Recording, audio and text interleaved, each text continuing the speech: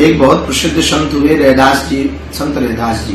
उन्होंने एक अद्भुत बात कही, जन्म जात मत पूछिए का जात अरुपात, रैदास दास प्रभु के को न जात कुजा। देखो वर्तमान समय में इस देश में कैंसर से बड़ी अगर कोई बीमारी है तो वो है जातिवाद। इस देश को तोड़ने की सबसे बड़ी अगर कोई बीमारी है वो है जातिवाद। इस देश को खत्म करने के लिए दूसरा नया पाकिस्तान जन्म देने के लिए अगर यदि कोई बीमारी है तो वो है जातिवाद। इस देश की उन्नति को रोकना है तो वो है जातिवाद। इस देश का उत्थान रोकना है वो है जातिवाद। इस देश में लगातार दंगे करवा करके नेताओं को अपने पेट भरने हैं जातियों के नाम पर तो वो है जातिवाद। इस देश में हिंदू से लड़वाना है तो उसका सॉफ्ट उपाय है जातिवाद। इस देश में हिंदुओं को एकजुट यदि नहीं होने देना है तो उसका उपाय है जातिवाद।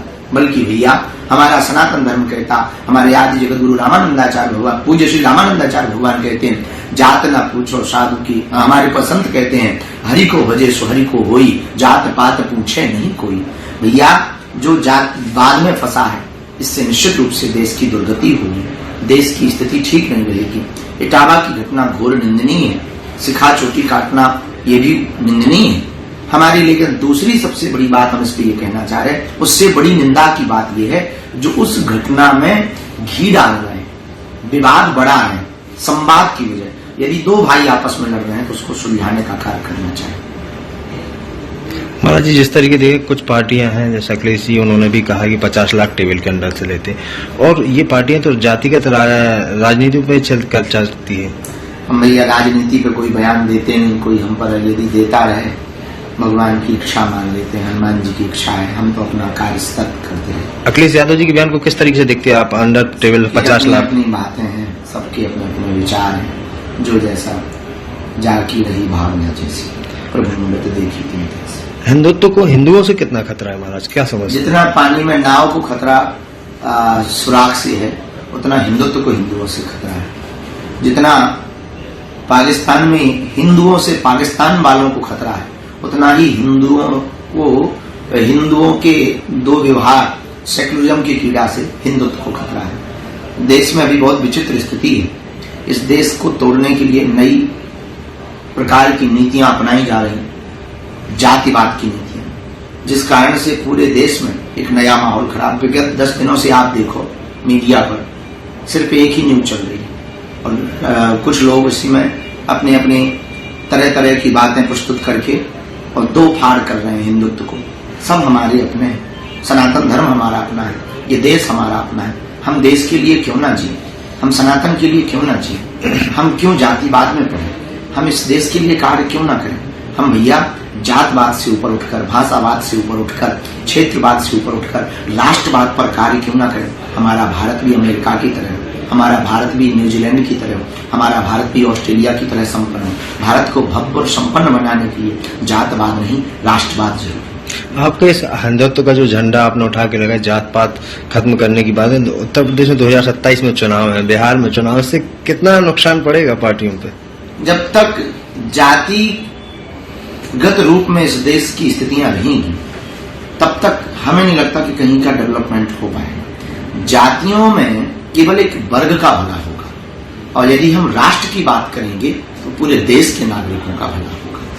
हम चुनाव में तो कुछ खास बोलते नहीं क्योंकि हमारा रास्ता सबको एक करने का, हमारा रास्ता तोड़ने का नहीं जोड़ने का।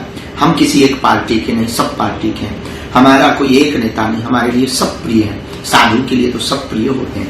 तो जो आगामी चुनाव है उनमें हम यही कहेंगे, आप सब सजग रहें, सावधान रहें, हम राष्ट्रवाद के प्रति समर्पित।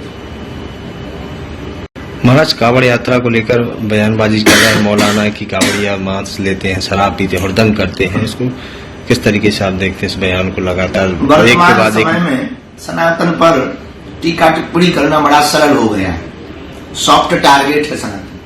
कभी भी हज यात्रा पर उंगली नहीं उठाई जाती, जकात पर उंगली नहीं उठाई जाती, रोजा पर उंगली नहीं उठाई जाती। लेकिन दीपावली आएगी तो प्रदूषण होगा, होली आएगी तो पानी बर्बाद होगा, और अब कांवड़ यात्रा होगी तो तरह तरह की बातें।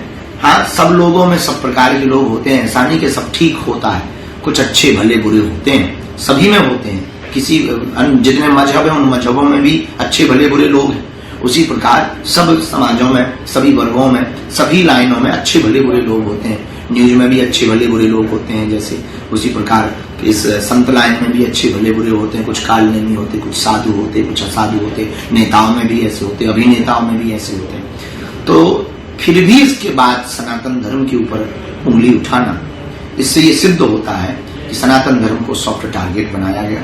इस देश में सनातन धर्म से लोगों की आस्था उठे, सनातन में आपस में विद्रोह उत्पन्न हो, इसलिए बार बार टीका टिप्पणियां भगवानों के ऊपर, कभी मंदिरों के ऊपर, कभी त्योहारों के ऊपर, कभी सनातन की परंपरा के ऊपर की जाती हैं। अब कांवड़ यात्रा पर जो उंगली उठा रहे हैं, हमको तो लगता है निश्चित रूप से उनको मानसिक बीमारी है और वो विक्षिप्त है। कांवड़ यात्रा भगवान महादेव के प्रति श्रद्धा का प्रतीक है। अब कोई कैसे जा रहा, वो उसकी निजी आस्था है, वो अपनी आस्था से जा रहा, कि जल भर के जा रहा, हल चल करके जा रहा, वो उसकी अपनी निजी आस्था है। पर हमें नहीं लगता कि किसी पर टीका टिप्पणी करनी चाहिए। एक उंगली उठाएं किसी पर, तो तुम 3 उंगलियां स्वतः अपनी तरफ मुड़ जाए। ऐसे मौलानाओं के लिए क्या मैसेज है बागेश्वर धाम पीठ से? हम उन मौलाना साहब को ये कहना चाहेंगे, उनके धर्म गुरुओं को, कि हमारी बात बहुत गंभीरता से है। यदि वो अभी कांवड़ पर बोलेंगे और कल के दिन हम आपके ऊपर बोलेंगे तो आपको फिर बड़ी मिर्ची लगेगी। इसलिए उनके जितने भी विशिष्ट धर्म गुरु हैं, ऐसे मौलाना के खिलाफ में तत्क्षण एक फतवा जारी होना चाहिए। एक तरफ योगी सरकार है, योगी सरकार ने तमाम चीजें लाइसेंस के लिए बात कर दी कि जितनी फूड दुकानें लाइसेंस हों, और भी जो मांस की दुकान है प्रतिबंध लगा दिया है। इसको बहुत उत्तम है, पवित्रता बहुत आवश्यक है। और हम कांवड़ में जाने वाले लोगों को भी प्रार्थना करेंगे कि अपनी सनातन परंपरा का मजाक न उड़े, इतनी सावधानी पूर्वक चलना, किसी के हृदय को ठेस न पहुंचे, इतनी सावधानी पूर्वक अपनी आस्था को लेकर चलना, हुड़दंग मत करना, और किसी भी प्रकार से सनातन धर्म के ऊपर प्रश्न चिन्ह खड़ा न हो, तो बड़े सावधानी पूर्वक, बहुत गंभीरता पूर्वक, पवित्रता के साथ चलना, ताकि हमारे भगवान महादेव का मजाक का पात्र न बने।